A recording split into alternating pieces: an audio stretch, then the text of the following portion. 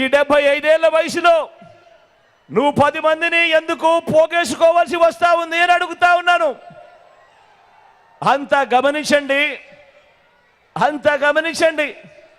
ఇంటింటికి మంచి చేసిన మీ బిడ్డ ఒక్కడి చుట్టూ ఎంతమంది బాణాలు పట్టుకొని ఉన్నారు అని అంటే గమనించమని కోరుతా ఉన్నాను. మీ బిడ్డ ఒక్కడు ఒకవైపున, మరోవైపున ఓ చంద్రబాబు, ఓ ఈనాడు, ఓ ఆంధ్రజ్యోతి, ఓ టీవీ5, ఓ దత్తపుత్రుడు, ఓ బీజేపీ, ఓ కాంగ్రెస్, వీరందరూ సరిపోరు అన్నట్టుగా అనేక కుట్రలు, అనేక మోసాలు, అనేక అబద్ధాలు, వీరందరూ కలిసి మీ బిడ్డ ఒక్కడి మీద బాణాలు పట్టుకొని చుట్టూ నిలబడి ఉన్నారు. ఇంతమంది నా చుట్టూ బాణాలు, రాళ్ళు, ఆయుధాలు పట్టుకొని ఉన్నారు. వీరందరి మధ్య మీకు మంచి చేసిన మీ బిడ్డ ఒక్కడే నిలబడి ఉన్నాడు. మరి మీ జగన్కు తోడెవరు? మరి మీ బిడ్డకు తోడెవరు? జగన్కు తోడు ఆ దేవుడు ఈ కోట్ల మంది పేదలు, ఇంటింటిలో ఉన్న నా అక్క చెల్లెమ్మలు అని చెప్పి కూడా గర్వంగా చెప్తా ఉన్నాడు మీ బిడ్డ. మరి మీ ఒక్క జగన్ మీద మీకు మంచి చేసిన మీ బిడ్డను ఒక్కడి మీద మీ బిడ్డ సింగిల్గా వచ్చినా కూడా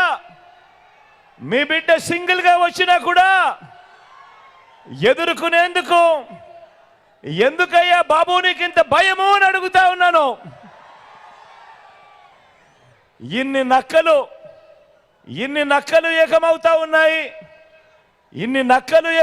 ఉన్నాయి. ఒకే ఒక్కడిని సింగిల్గా ఎదుర్కొనేదానికి ఎన్ని నక్కలు ఏకమైనా కూడా భయపడతా ఉన్న పరిస్థితులు ఈరోజు కనపడతా ఉన్నాయి. అడుగుతా ఉన్నా, అయ్యా బాబు, నేను బచ్చా అయితే నా చేతిలో చిత్తుగా ఓడిపోయి కేవలం 23 మంది ఎమ్మెల్యేలను మాత్రమే గెలిపించుకున్న నువ్వు ఎవరయ్యా అని అడుగుతా ఉన్నాను.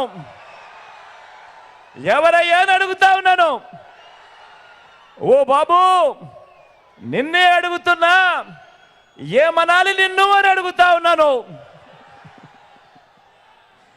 నేను బచ్చా అయితే 5 ఏళ్ల తర్వాత కూడా నాతో పోటీకి నువ్వు ఒక్కనివే రావడానికి నీకు ధైర్యం చాలడం లేదు. 6 డజన్ మందిని వెనకేసుకొని వస్తా ఉన్న నిన్నేమనాలి అని అడుగుతా ఉన్నాను. ఓ బాబు, నిన్ను ఏమనాలి అని అడుగుతా ఉన్నాను. ఏమనాలి?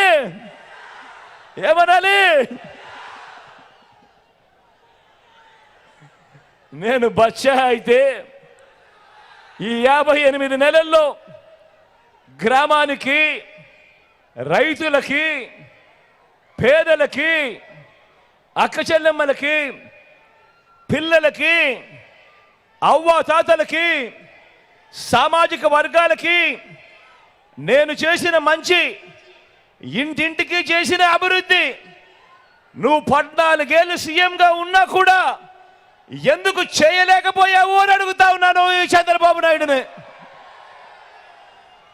అయ్యా బాబు, ఈ బచ్చా చేసిన పని నువ్వెందుకు చేయలేకపోయావు? మరి నిన్ను ఏమనాలి అని అడుగుతా ఉన్నాను.